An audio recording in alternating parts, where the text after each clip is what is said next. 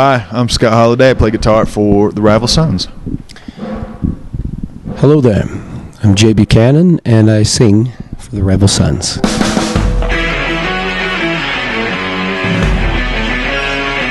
Got together 4 years ago. Scott got with Miley, and then Miley got Robin. And notable that they met each other at Robin and Miley met each other at a jazz gig at Isaac A's home. So basically, the three of us played with a different singer in a band and made a record, and then we were all kind of feeling like we wanted to find somebody else we wanted to partner up with. I certainly was, as a writer and a performer, and kind of haphazardly just came across Jay's website and clicked on it really innocently to like, oh yeah, I heard of this guy, and loved it and felt like, you know, lightning struck the tip of my wing, and felt like it was immediately time to contact this fella. And I told the fellas about Jay. I found this guy, Jay Buchanan. Ended up being one of Michael's best buddies for a long time. So Miley contacted Jay, and me and Jay talked, and qualifying each other on a bunch of different music, old blues, lots of old rock and roll, new rock and roll. And we got together, and Shazam! That I can't see the top of the stairs. We decided to just keep jamming for a little bit, and it took just a little bit for us to decide to book a gig, and we started playing, and people just started really getting behind it and supporting us, and I felt like we were a good band and everything, but the amount of support that we got was really surprising.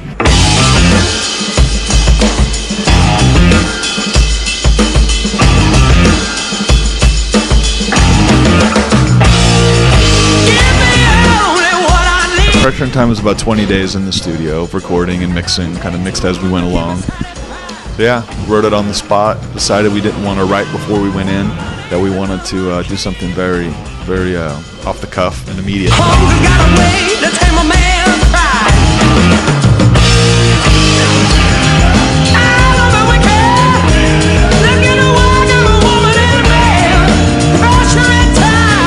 I think that one was really, we were out doing a U.S. tour, and we were really busy touring, and we knew that we were going to go into the studio to make the Pressure and Time record. Our whole team, our management, the label, everybody, you know, they asked us like 3 weeks before we went in, yeah, so how's the writing going? How are the songs?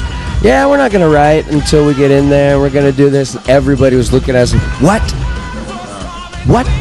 You don't have any, you're going into the studio, you know, the label's putting money behind you, we're all working, trying to make this thing work, and you guys don't have any songs, and you seem really cool with it. What's the matter with you guys?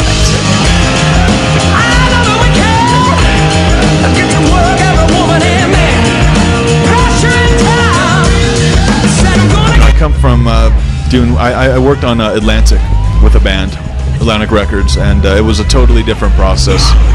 It was a vicious process where they wanted to hear demos, they wanted to hear pre-production, they wanted all this elaborate stuff, and you would turn in a demo, and then you'd sit around, 10 people would make comments about what's working and not working, what we should keep and not keep, and then I just remember losing hair over it and just going, this is so ridiculous, this is a ridiculous process. Like, these suits are telling us like what they think is going to go on the record. And we knew before we even set foot in the studio, this band is not that, and it will never, ever be that. And more than that, we just wanted to put ourselves in a position to create something very immediate, like so many of our heroes or our favorite records where you hear they were made in 3 days or 10 days or whatever, you know what I mean? We wanted to give that a go and see how it would work. You know, I mean, Before the Fire was written to a certain degree the same exact way, even before Jay was in the group. So we knew, let's follow suit and keep that up.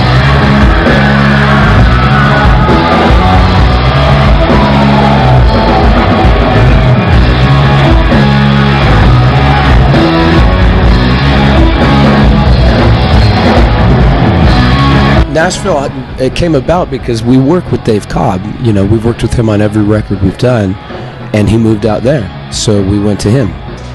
And we love Nashville, you know. on top of all of that. So we're going to go to Nashville to make a record. Definitely. Yeah, that's fine. Definitely probably the musical hub of the United States, right? Yeah, without a doubt. I mean, you basically take Nashville, Austin, that's it. But it's like Nashville's Music City, USA. So it was a pleasure to be there. We stayed in a little cottage down in Leapers Fork, just south of the city, away from all of the hubbub. And it was a really, really good environment. It was a lot of pressure to put ourselves through for 3 weeks, but we were in the right place at the right time to make that record, I feel.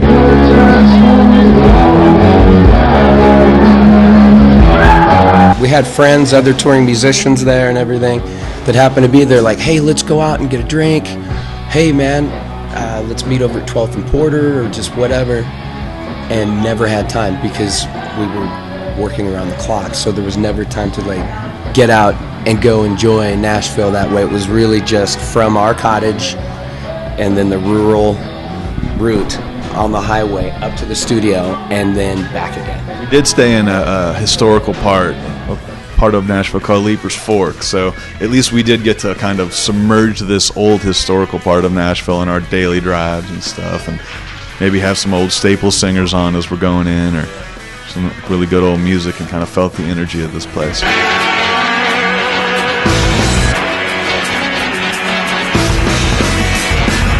We plan on making another record as soon as humanly possible. As soon as we can get back into the studio, we're going to do that. Trouble is this record doesn't break in the United States until late March. So we have to be out on the road, but we're really looking to get into the studio immediately because it's been almost a year since we recorded this record, and so artistically, we need to validate ourselves and maintain our pace. So we look to record another record, and it's just going to be a whole lot of touring and more videos and more interviews.